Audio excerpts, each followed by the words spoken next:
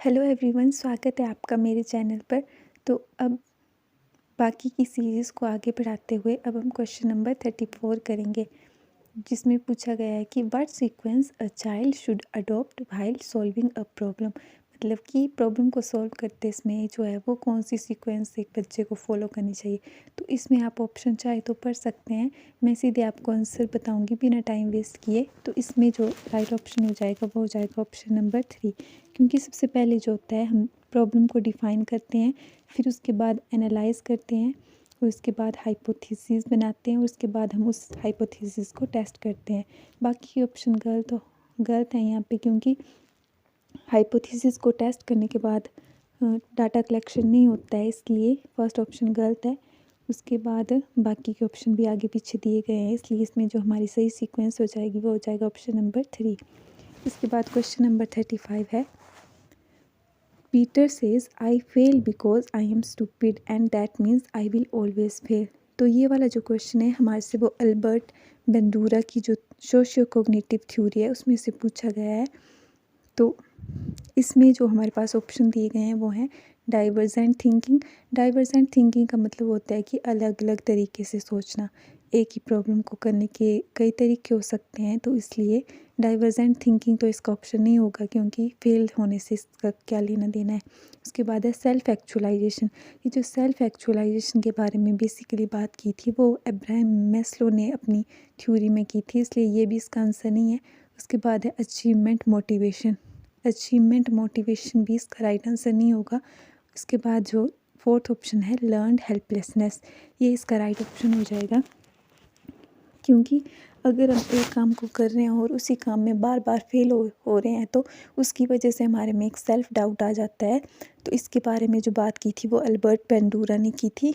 अगर आपको उसके ऊपर थ्योरी चाहिए होगी तो आप मुझे कमेंट सेक्शन में बताना, मैं कोशिश करूँगी कि वो वाले टॉपिक भी मैं कवर कर दूँ। इसके बाद है question number 36, student learning is likely to improve when. बच्चे की लर्निंग जो है वो कब इम्प्रूव होगी। तो हमारे पास ऑप्शन है the same study material is given to everyone.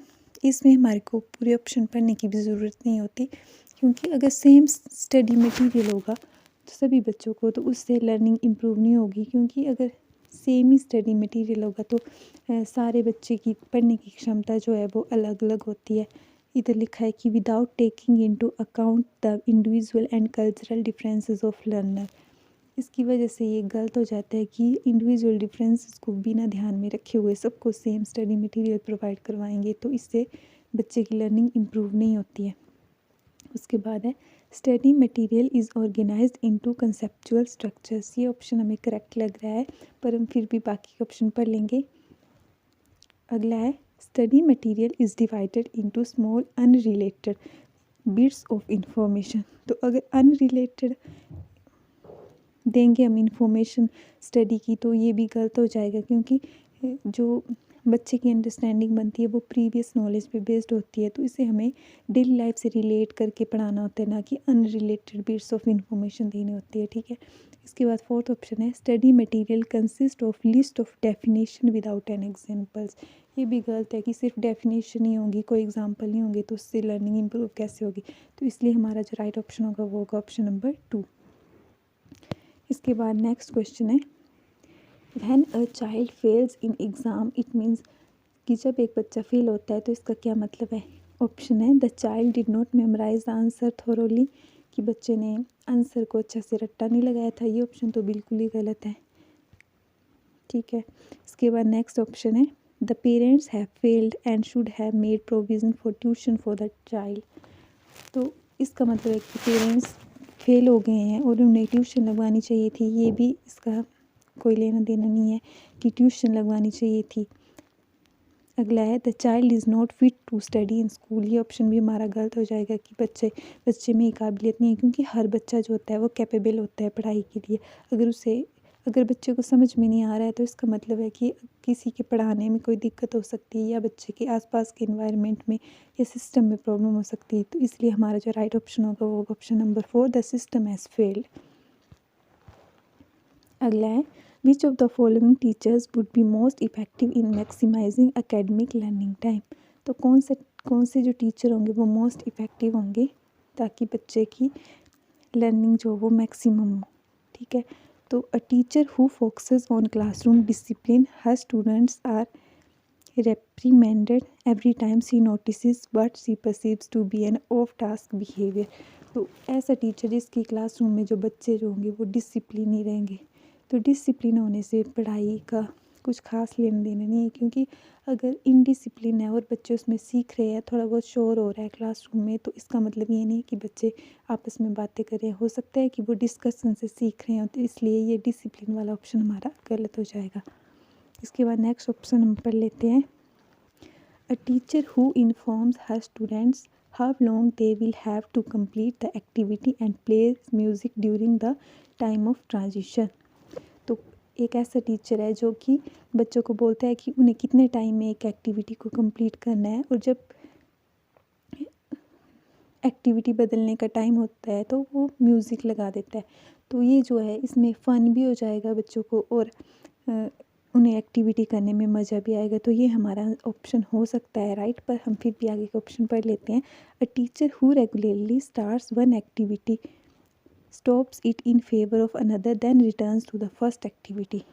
तो एक ऐसा टीचर है जो कि बार बार एक ही एक्टिविटी करवाता है और फिर दूसरी आती है तब वो उसको बंद कर देता है, फिर वापस से फर्स्ट एक्टिविटी में आ जाता है। तो ये भी हमारा राइट ऑप्शन ही होगा। अगला है a teacher who requires his student to sit up straight and focus all the attention on copying from the black board. ये तो बिल्कुल ही गलत हो जाएगा कि बच्चे सीधे ब्लैक बोर्ड से कॉपी करें, तो इसलिए हमारा यहाँ पर भी जो राइट ऑप्शन हो जाएगा वो हो जाएगा ऑप्शन नंबर 2। अगला है क्वेश्चन नंबर 39। डेवलपमेंट, उसके बाद है डैश। ऑप्शन है proceed from centre of the body in an outward direction. Development proceed from bottom to top. ये सेकंड ऑप्शन हमारा गलत है, क्योंकि जो डेवलपमेंट होती है उसका जो सिफालोकोडल प्रिंसिपल बोलता है कि जो हमारी विकास जो होता है वो सिर से पैर की तरफ चलता है। इसके बाद है यूनी डायमेंशनल। तो डेवलपमेंट जो है ये भी गलत है, यूनी डायमेंशनल नहीं होता है, मल्टी डायमेंशनल होता है। उसके बाद है is not influenced by environmental factors. तो ये भी गलत है कि इन्वायरमेंट जो है वो उसका कोई प्रभाव नहीं पड़ता है डेवलपमेंट पे। तो इसलिए हमारा जो राइट ऑप्शन हो जाएगा वो हो जाएगा ऑप्शन नंबर फर्स्ट की सेंटर से बाहर की तरफ चलता है। अगला हमारे पास असर्शन और रीज़न का क्वेश्चन है। इसमें है असर्शन दिया है कि cognitive development progresses quite rapidly till middle childhood and then comes to a stop. तो इसमें बोला है कि कोग्निटिव डेवलपमेंट जो होता है वो फास्ट होता है मिडिल चाइल्डहुड तक और उसके बाद स्टॉप हो जाता है। तो ऐसा कुछ नहीं, क्योंकि डेवलपमेंट जो होती है वो वोम से टॉम चलने वाली प्रोसेस है। डेवलपमेंट कभी भी ख़त्म नहीं होता है। ग्रोथ जो होता है वो एक सर्टेन पीरियड के बाद रुक जाती है, जैसे कि हमारी हाइट जो है वो लाइफ टाइम तक नहीं बढ़ती है, कुछ एक सर्टेन एज के बाद जो है वो रुक जाती है हाइट बढ़ना। पर जो डेवलपमेंट है, जैसे हमारी समझ में विकास या हमारी मॉरल वैल्यूज़, ये जो है वो डेवलपमेंट जो है वो लाइफ टाइम तक होती रहती है। इसलिए ये ऑप्शन हमारा बिल्कुल ही गलत है। तो उसके बाद रीज़न है human beings can not learn new things after the stage of middle childhood. तो ये भी गलत है, क्योंकि बहुत सारी चीज़ें हमने जो है बाद में भी सीखी है मिडिल चाइल्डहुड के बाद। तो इसलिए ये दोनों ही ऑप्शन जो है गलत है। तो चलिए हम ऑप्शन में देखते हैं। ये वाला ऑप्शन जो है वो ऑप्शन नंबर 3 भी गलत है। फोर्थ वाला both A and R false. इसलिए हमारा जो 40 का राइट ऑप्शन हो जाएगा वो हो जाएगा ऑप्शन नंबर 4। नेक्स्ट क्वेश्चन है question number 41. A group of children enact scenes from a popular dance reality show in their play. As a judge, 8 years old Sana gives comments on other children dancers. This situation highlights the important role of dash in the socialization of children. कि एक जो है वो बच्चे, मान लो जैसे TV से उन्होंने कोई रियलिटी शो देखा और वैसे ही कुछ बच्चे परफॉर्म कर रहे हैं, और एक लड़की है साना, वो जो है वो कमेंट दे रही है। जैसे उन्होंने टीवी में देखा है कि जो जजेस होते हैं वो उनको पॉइंट देते हैं या फिर कमेंट करते हैं। तो ये जो है किस चीज़ का रोल बता रही है हमारी लाइफ में। तो इसमें रिलीजियस इंस्टीट्यूशन का तो कुछ लेना देना नहीं है। फर्स्ट ऑप्शन गलत है। सेकंड है फैमिली का भी इसमें कुछ खास रोल नहीं है। ये जो है ऑप्शन नंबर 3 मीडिया और ऑप्शन नंबर 4 स्कूल। तो इसमें जो हमारा सबसे करेक्ट ऑप्शन हो जाएगा वो हो जाएगा मीडिया, क्योंकि उन्होंने जो है ये टीवी में देखा है रियलिटी शो में, या तो उसी से वो बच्चे क्या कर रहे हैं, उसी से वो परफॉर्म कर रहे हैं स्कूल में, और वो उनकी सोशलाइजेशन में हेल्प कर रहा है, इसलिए हमारा जो राइट ऑप्शन होगा वो ऑप्शन नंबर 3। अब नेक्स्ट क्वेश्चन है 42।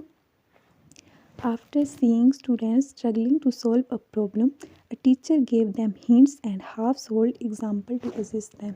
मतलब कि एक बच्चे को प्रॉब्लम आ रही है क्वेश्चन को सॉल्व करने में, तो टीचर उसे कुछ हिंट दे रहे हैं और ये उनको जो है सोल्ड एग्जाम्पल दे रहे हैं। हाफ सोल्ड, पूरी तरह से सॉल्व नहीं किया हुआ है, ये जो है हाफ सॉल्व किया हुआ है, हाफ बच्चे को खुद करना है। तो लेव वाइगोत्स्की की थ्योरी के अनुसार जो है ये किस चीज़ का एग्जाम्पल है? तो ऑप्शन है scaffolding, reversibility, seriation, expository teaching. इसमें जो राइट ऑप्शन हो जाएगा वो हो जाएगा स्कैफोल्डिंग, क्योंकि ये जो लेव वाइगोत्स्की इसके बारे में बात करते हैं कि स्कैफोल्डिंग जो है वो कोई भी मोर नॉलेजेबल अदर या टीचर देते हैं। इसमें बच्चे को जो है एक टाइप का टेम्परेरी सपोर्ट होता है। जब बच्चे को हेल्प की ज़रूरत होती है तो टीचर उसे थोड़ी हेल्प कर देता है, पर जब बच्चा सीख जाता है तो वो उस हेल्प को हटा लेते हैं। तो इसी चीज़ को क्या बोलते हैं? स्कैफोल्डिंग बोलते हैं। नेक्स्ट है question number 43। Which theorist asserted that cognitive development is a collaborative process। तो collaborative process जो है ये किसने बताया था? तो ऑप्शन है लेव वाइगोत्स्की, पैब्लो, पी.एफ. स्किनर या वॉटसन। तो इसमें जो राइट आंसर हो जाएगा वो हो जाएगा वाइगोत्स्की, क्योंकि उन्होंने जो उनकी जो थ्योरी है वो कॉग्निटिव डेवलपमेंट की, वो उसमें जो बात करते हैं वो करते हैं कि सोसाइटी जो है बहुत इंपॉर्टेंट रोल प्ले करती है और आपस में जो जब हम इंटरेक्ट करके सीखते हैं तो ज़्यादा अच्छे से सीख पाते हैं, इसलिए कोलैबोरेटिव प्रोसेस की बात जो है वो वाइगोत्स्की ने की है। इसके बाद नेक्स्ट है question number 44। One of the chief criticism of Lawrence Kohlberg theory is that, कि कोलबर्ग की थ्योरी का सबसे बड़ा मुख्य जो है वो क्रिटिसिज्म क्या है, आलोचना क्या है? तो ऑप्शन है his theory undermines the feminine perspective. अगला है ही डिड नॉट रेफर टू पियाजे थ्योरी ऑफ मॉरल डेवलपमेंट। ऐसा तो कुछ नहीं है कि उन्होंने पियाजे की थ्योरी को अपना आदर्श नहीं बनाया। अगला है he does not propose specific responses of children at each से। ऐसा नहीं, क्योंकि उन्होंने अपनी हर स्टेज में बताया कि जो छोटे बच्चे होंगे वो कौन सी स्टेज में होंगे, एडोलेसेंट कौन सी एज में होंगे, उसके बाद वाले किस में होंगे। तो ये भी ऑप्शन गलत हो जाएगा, ये उसका क्रिटिसिज्म नहीं है। ही did not conduct any research on children. ऐसा नहीं, उन्होंने बच्चों पर भी रिसर्च की थी, पर इसमें जो था वो मेजर जो इनका क्रिटिसिज्म था वो था कि फ़ीमेल पर्सपेक्टिव उन्होंने ऐड नहीं किया था, क्योंकि जो कैरल गिलिगन थी उन्होंने इनकी थ्योरी को क्रिटिसाइज़ किया था और कहा था कि जो फीमेल होती है उनमें केयर पर्सपेक्टिव भी जुड़ जाता है और वो अलग तरीके से सोचती है। पर जो कोलबर्ग की थ्योरी थी उन्होंने जो थी वो बता दी थी स्टेजेस की, इस एज में बच्चे जो है वो कैसे सोचते हैं। ठीक है, अगला है question number 45। Harvard Gardner suggest that there are distinct kinds of intelligence. तो ये हमारे से हार्वर्ड गार्डनर की मल्टीपल इंटेलिजेंस थ्योरी से क्वेश्चन है कि इनमें से कौन सी इंटेलिजेंस जो है वो गार्डनर ने प्रपोज नहीं की। तो इसमें ऑप्शन है म्यूज़िकल, लिंग्विस्टिक, बॉडीली, काइनेस्थेटिक या प्रैक्टिकल। तो ये जो है फर्स्ट थ्री जो है म्यूज़िकल, लिंग्विस्टिक और बॉडीली काइनेस्थेटिक की ये गार्डनर बात करते हैं, पर जो प्रैक्टिकल इंटेलिजेंस की बात जो है उन्होंने नहीं की है, इसलिए हमारा जो राइट ऑप्शन होगा वो होगा ऑप्शन नंबर 4। इसके बाद क्वेश्चन नंबर 46 है which of the following illustrates a constructivist learning approach in a progressive classroom. तो हमारे पास ऑप्शन है multiple interpretation, rote memorisation. Rote memorisation word तो बिल्कुल ही गलत होता है, जहाँ भी आपको दिखे इसको तो बिल्कुल ही गलत कर देना है।